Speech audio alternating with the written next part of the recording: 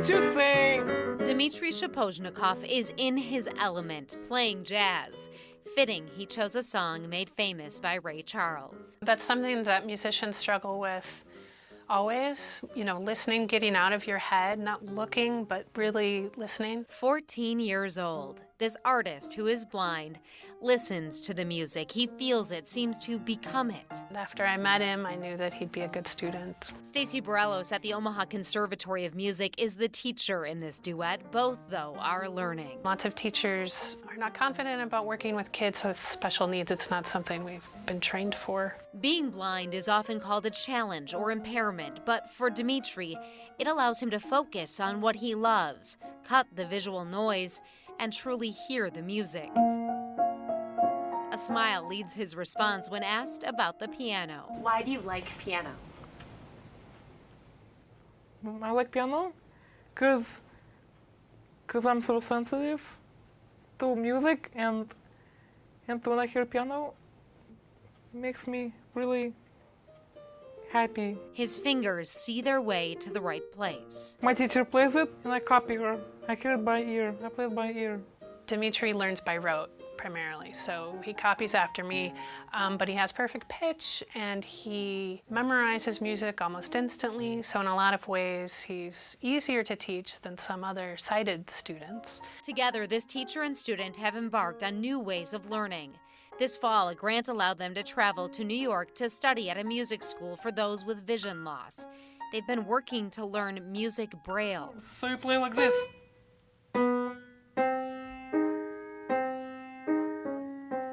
You got it. As you might imagine, it's not easy. His fingers read the music and then they play the keys. He can't do both at once. On the music staff, there's a place for every key that's on the piano, but you can't do it that way with music Braille, so you have to orient yourself by octaves. Their recent trip also taught them about software that allows Dmitry to compose. In the past, Barelos had to notate for him to enter competitions. This technology changes things. So impressive for me that I would like to do it by myself. By himself. More independence to explore his music, with the skills and support of a teacher who does not follow a pre-written sheet, but allows the learning, like the music, to lead the lesson.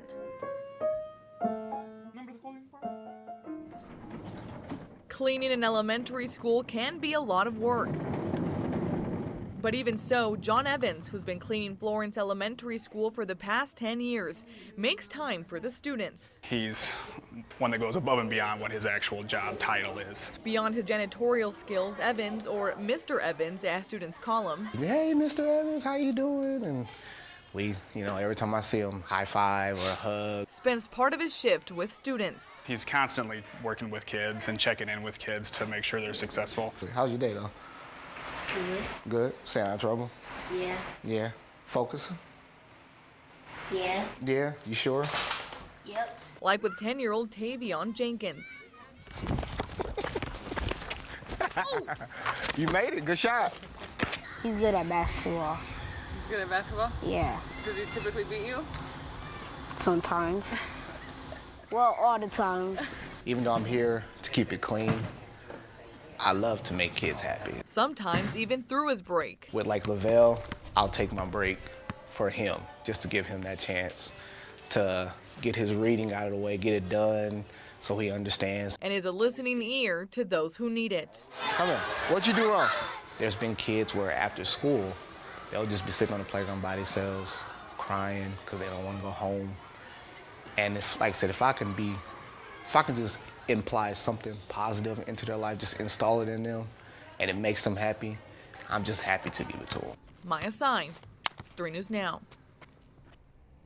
7 years ago, I was a homeless veteran, so I decided that, hey, I wanted to give back to the community and kind of make up for places that fell short in government programs. Today, we are at the Sienna Francis House here in Omaha, Nebraska, serving veterans and the homeless community. When I was in Seattle, I had an incident where a guy handed me a can of dog food and said, if you're hungry enough, you'll eat it. That set me off, and so that's why I always wanted to serve restaurant-style food. Right now, there's a little over 300,000 people that are food insecure in Nebraska, and about 82,000 of them are children. I started out with 80 hot dogs and 2 cans cans of beans. I basically have based everything that we do off of all the places I needed help, whether it was getting food, getting employment, helping with resumes, all these different things, all free. People receiving the meals have been very grateful. Thank you. I don't know when their last warm meal is. Would you like gravy on both? And I don't know if they know when their next warm meal is going to be. I mean, it's -2. We're all freezing. It's cold. We're all cold. I've been poor, but I've never been homeless. I couldn't imagine myself having to live in weather like this. We come out rain, shine, doesn't matter. And not just do it when it's convenient for us.